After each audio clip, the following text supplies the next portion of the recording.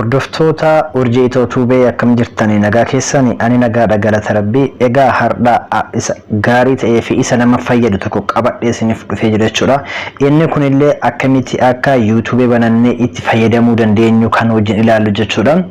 Yeroo amma YouTubeen baay'ee isa faayidaa qabudha jechuudha nama itti hojjeteef yoo ittiin hojjennee nama faayidaa qabudha maaliif hojii dabalataa isa hojii biraa kan nu harkaa hin miine kan ta'edha jechuudha.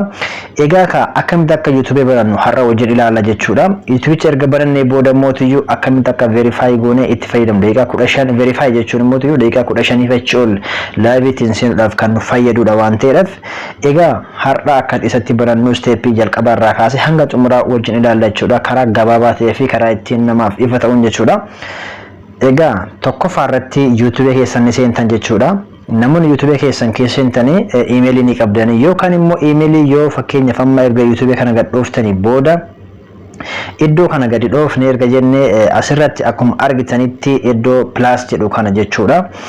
Iddoo plus jedhu tanarratti maal gootanii al tokko hin tuqaasan jechuudha. Yeroo emailii qabaattan emailii kana keessaa fayyadamuu dandeessan jechuudha. Anamma as keessas fayyadamuu waan barbaaduuf rakkoon qabu. Isin immoo emailii haaraa yoo banachuus barbaadan asumaan emailii haaraa ittiin bantanii ittiin seenuu dandeessan jechuudha karaa salphaa ta'eedhaan. Isa iddoo kana gadi dhoofna.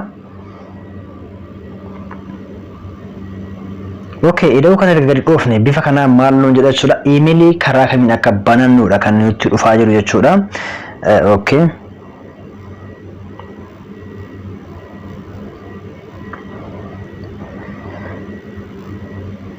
Emailicha keenya erga banannee booda immoo YouTube banachuun karaa salphaadhaan hin dandeenya jechuudha. Yoo YouTube qaras emailii qabaanne immoo emailii keenya sanatti fayyadamnee banachuu hin dandeenya jechuudha karaa salphaadhaan. Anamma asirratti akkuma argitanitti isa jalqabaa kanarratti jechuudha emailii orpoon jedha yoo qara emailii qabaadhe jedhadhe isumaanin bana jechuudha. Emailii paaspoortii yeroo qabaadhe isumaanis banuu hin danda'a jechuudha. Inni lammaffaa irratti immoo create account kan jedhu kana yoo argitanii isa create account jedhu kana irratti isa haaraadhaan banachuu hin danda'a jechuudha. Anamma mee bifa haaraadhaan banachuu waan barbaadeef keessa immoo namoonni emailii banachuu barbaadan kallattii kanaan emailii banachuu ni dandeessan jechuudha. Okay, anamma isa haaraa warra banachuu barbaada for myself in jedhani ergasii first name kan jedhu kana wanta barbaadan jechuu dandeessanii ani fakkeenyaaf urjiya jedhuuni asitti immoo YouTube jedhuun jechuudha. Ergasii maal jettaniini next gootan jechuudha. Asirratti guyyaa barreessanii guyyaa dhaloota keessanii barreessanii ji'atti dhalattanii barreessitanii anamma isinti ilaaluuf waan ta'eef calluma jedheetanii kana nan barreessu. Asirratti yoo shamarran taatan female jettanii dhiira taatan male jettanii tuqaastu jechuudha. Erga kana fixxanii booda immoo maal jedhaa isa jalarratti tonan next gootan jechuudha. Erga next gootanii bifa kanaadhaan nuuf fide jechuudha. Inni ofuma isaatiiyyuu asirratti akkuma argitanitti emailii ofiisaatiin nuuf fidee jira jechuudha. Kan barbaadan kanaan yoo barbaadan urjii tubee 49 kan jedhu kanaadhaan isaan baatan yookaan immoo tubee urjii kan jedhu kana gootan jechuudha. Ani kan lammaffaa urjii tubee jedhu kanaan fudhadha. Isin kan barbaadanitti fayyadamuu dandeessan jechuudha. Isa al tokkoon tuqaastu erga tuqaastanii booda immoo next jettan jechuudha. Ammallee gara jalaatti dhuftanii asitti paaswoordii kennuufii qabdan jechuudha. Paaswoordii jechuudha. Fakkeenyaaf ani calma jedheen kennaafi isin immoo paaswoordii keessan kan hin daganne guutuu qabdan jechuudha. Paaswoordii jabaa ta'e jechuudha. Strong isa ta'edha. Okay, bifa kanaadhaan ani kan erga ittiin taasise booda maalin jedhaanii next jedhaan jechuudha. Akkuma argitanitti next dhaan erga next jedheeni booda immoo iddoo jalaa kanatti yoo ilaaltanii jettan skip and next jedha. Asirratti lakkoofsa guutuun baay'ee nama fayyada jechuudha. Iddoo kanarratti lakkoofsa yoo itti guuttan baay'ee filatamaadha jechuudha. Maaliif emailii keessan paaswoordii keessan yeroo dagattanitti emailiidhaan lakkoofsa kanarratti paaswoordii keessan forget yeroo jettanii asasini erga jechuudha meesejii baay'ee filatamaadha fi gaariidha jechuudha. Anamma immoo isaan guutuu waan hin barbaanneef skip kan jedhu kana akkuma argitanitti ishee kana tuqaasin bira darbaa jechuudha. Okay, ergan tuqaasi bira darbee bifa kanaadhaan emailicha kiyyaaf banuutti jira jechuudha. Isa jalarratti tuqaan next jedhaan jechuudha. Ergasii booda immoo gara jalaatti ol harkisuudhaan I agree kan jettu kana maal godhaa nan tuqaasa jechuudha. Okay, emailii keenya banannee xumurree jira jechuudha. Emailii maali? YouTube dhaan ittiin banachuuf taane sana bifa kanaan banannee qopheeffachuutti jirra jechuudha.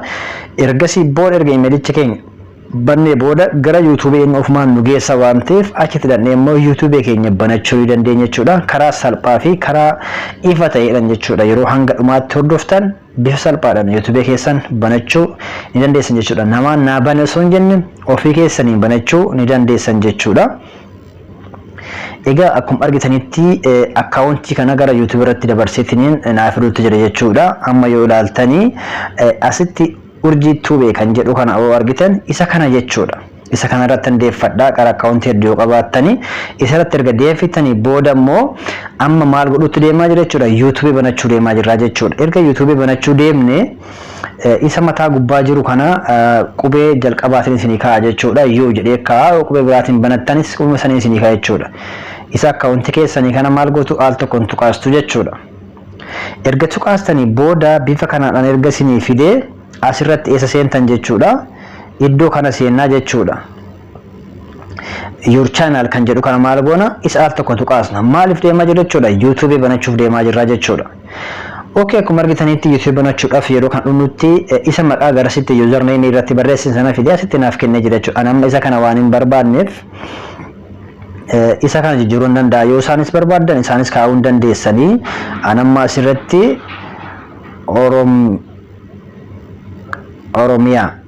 Oromiyaa tuube jedhee dhiisa jechuudha. Achi maal godha argan kana xumuree ka'ee booda mootu jechuudha. Akkuma argitanitti isa create channel jedhu kana maal godha al tokko nan tuqaasaa jechuudha. Isa kana yeroo tuqaasee jedhetti isa YouTube of danda'e banadhee jira jechuudha gabaabumatti. Okay, create jedhaani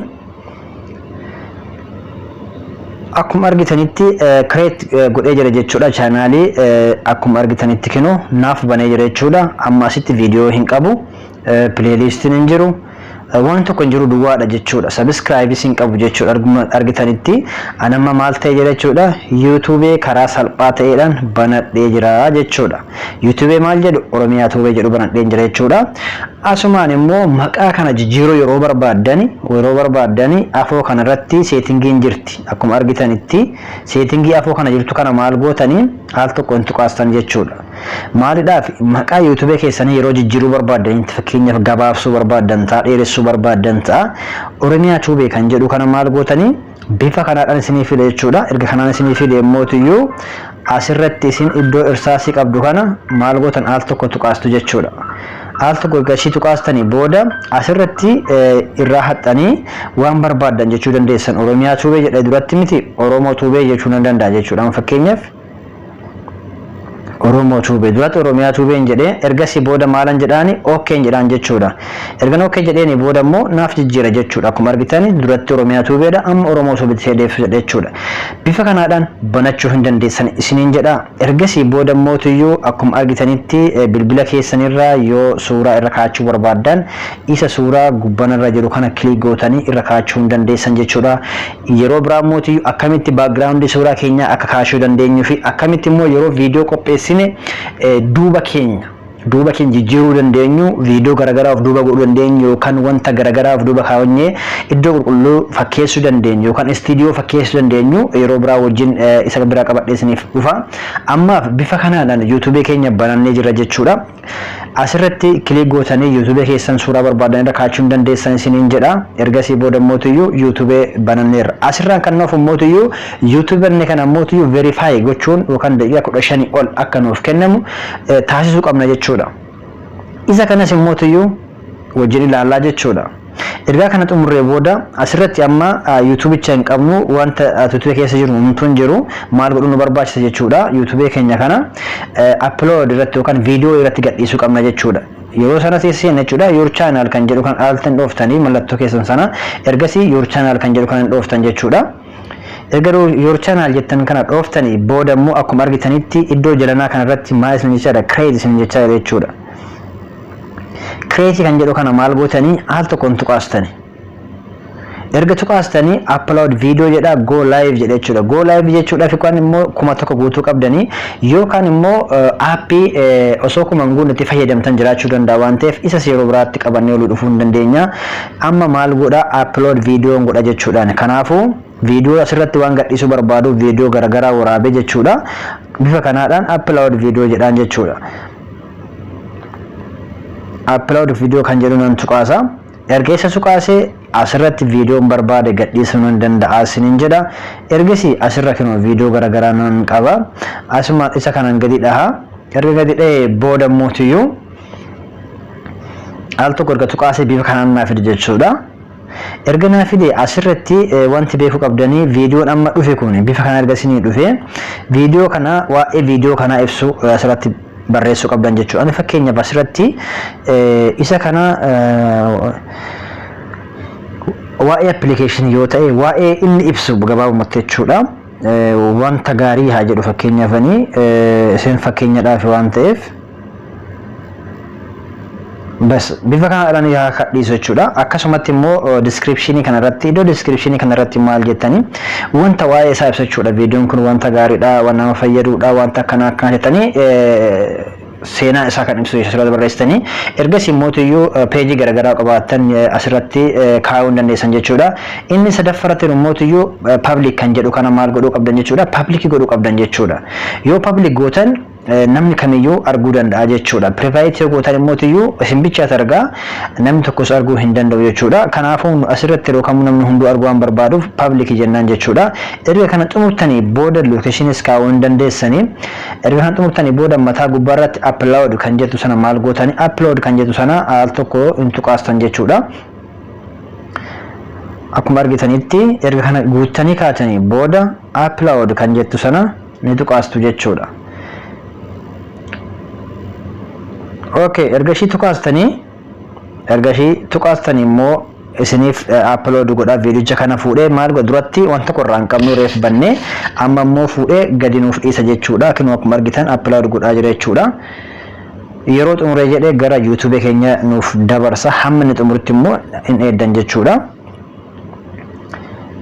Okay, erga xumuree ka'ee innis gad nuuf dhiisa jechuudha. Kanaaf immoo bifa kanaadhaan bilbila keessan irratti wanta waraabdan gadhiisuu hin dandeessan jechuudha. Gabaabumatti isa kana fakkaata YouTube karaa salphaa ta'eedhaan banachuu ni dandeenya isiniin jedha. Yoo xumure iddoo kana nuuf dhufa jechuudha. Amma hin dhufne waan ta'eef isin bifa kanaadhaan fayyadamtanii banachuu hin dandeessan isiniin jedha. Isa kana fakkaata. YouTube banuun isa kanaadha. Step itti aanutti mootiyyuu akkamitti akka verify goonu wajjin ilaalla jechuudha. Okay, isa kana asii erga xumurtanii booda dhooftanii asiin baatanii erga asii baatanii booda eessa seentanii Chrome keessa seentan jechuudha. Chrome keessa erga seentanii booda mootiyyuu maal jettanii barreessanii youtube.com jettanii irratti barreessan jechuudha. Iddoo kana irratti youtube.com jettanii barreessan jechuudha. Erga barreessanii bifa kanaan isinii fida jechuudha. Asirratti iddoo kana wanti dhufneef verify taasisuu duwwaadhaaf jechuudha. YouTube keenya verify yoo taasifne daqiiqaa 15 fi achi ol gannuuf dhiifama jechuudha. Irratti daqiiqaa dheeraa sa'aatii tokkoof sa'aatii hedduu gadhiisuu hin dandeenye jechuudha. Yookaan immoo daqiiqaa 15 ol irratti gadhiisuu hin dandeenye jechuudha. Bifa kanaadhaan yoo hin banne egaa kana ta'e immoo asirratti tuqaa sadeen kana maal gootanii desktop ta'uu isaa jijjiirtan jechuudha. Hin ilaaltanii yoo desktop bira isin jiraate baay'ee amma desktop bira jira baay'ee gaadha jechuudha kiyya kana jechuudha. Isin illee as iddoon right hin jiraanne desktop site kan jettu tuni ishee tana right gootanii irraa ballee right gootan jechuudha. Ergasii maal goona gara isaatti ol deebina jechuudha. Okay, akkuma argitanitti right gootan jechuudha. Iddoo tanatti desktop site akkasiniif ta'u jechuudha. Maaliif bifa kompiitaraatitti yoo isin deebise isa kana hundumayyuu isinii fida jechuudha. Ergas asitti mallattoon isaanii dhufa jechuudha. Mallattoon profailii keessanii kan gara sirratti irra kaa'attanii sun ni dhufa. Profailii sana gad dhooftanii kaatanii ergas verify goona jechuudha. Okay, akkuma argitanitti iddoo jalanaa kana irratti jirti mallattoo profailii keessanii kan YouTubechaa gadi dhooftanii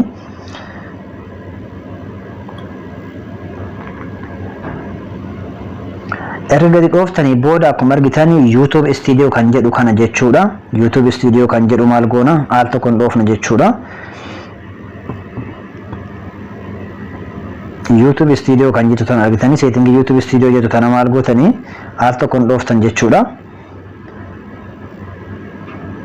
erga isa dhooftanii YouTube keenya maal goona jechuudha verify godhuudhaaf deemna jechuudha setting keessanii wanti sirreessinu jira jechuudha kanaaf ani immoo verify waan godhee jiruuf isin immoo iddoo san seentanii lakkoofsanii wootti barreessitan akkuma kiyya sana verify isiniif ta'ee enable jechuudha ta'uu danda'a jechuudha okay wajjin ilaalla egaa bifa kanaan isin yoo fide gara jalaa kanarratti settingii mallattoo settingii ni mul'ata natti fakkaate mallattoon settingii iddoo jalaa kanarratti jirti kinoo akkuma argitanitti ifeesan maal gootanii al tokkoon dhooftan jechuudha erga al tokko dhooftanii booda immoo bifa kanaan isin fide jechuudha xiqqoo isiniif guddisee ilaaltanii egaa iddoo kanarratti isin fide channel kan jettu tana maal gootanii channel kan jedhu kan al tokko hin dhoofna jechuudha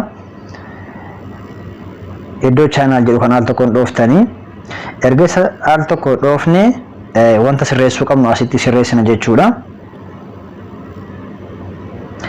akkuma argitanitti iddoo kanatti country jedhaan country Kuwait jedheenti guutee jira jechuudha isinis immoo Itoophiyaan alatti biyyoota barbaadan guutuu dandeessanii jechuudha ergas iddoo keyword jedhu kanatti immoo keyword wanta ijoo ta'e san jechuudha wanta isin irratti xiyyeeffattan asirratti keyword isa kaa'uun qabdanii yoo barbaadan dhiisuu dandeessanii garuu kaa'uun immoo baay'ee filatamaadha jechuudha ergas gootanii kaatanii booda iddoo save jedhu kanarratti save jettanii ergas save isinii ta'a jechuudha okay egisa save gootanii kaatanii booda mootiyyuu egisa save gootanii kaatanii booda immoo ammallee isuma dhooftanii channel kan jedhu kan erga dhooftanii booda advancing setting kan jedhu kana bira sin danna jechuudha asirratti YouTube keenya dhoksuu hin dandeenye jechuudha akkuma argitanii iddoo jalaa kanarratti YouTube keenya akka mul'anne subscribe kana display the number of popular subscription kan jedhu kana jechuudha akka inni display ta'u godhuu hin dandeenye jechuudha akkuma argitanii maaliif yeroo baay'ee yoo isin xiqqoo qabaatan jechuudha namoonni kun haarawaa jedhaniitiin osoo isiniif ilaalla osoo subscribe isiniif hoo isin irra waan ta'eef isin iddoo kanatti raayii gootanii jalaa dhoksuu qabdan jechuudha egaa kana fakkaata inni taanu mootiyyuu inni taanu verify gongoonu jechuudha isa gubbaarratti arginu kana jechuudha future kan jedhu tana maal gootanii ishee kanarratti enable ta'uu laala jechuudha amma viidiyoo asirratti ol baasan danda'a jechuudha isa dakana kanarratti mootiyyuu jechuudha lakkoofsa keessaniin asirratti daqiiqaa 15 akkasuma tanbinii live seenuudhaaf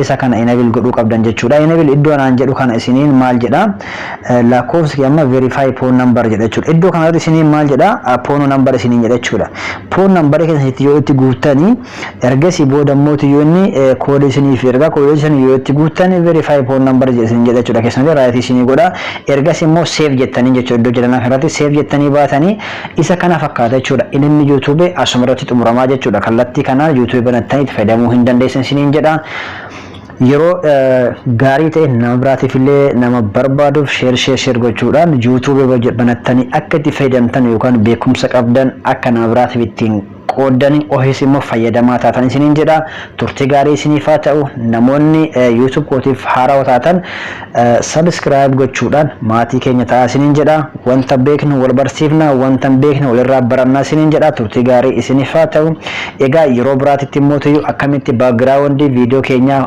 godhannee sirreeffachuu dandeenya kan jedhu ilaalachuudha turtii gaarii isiniif haa ta'u bye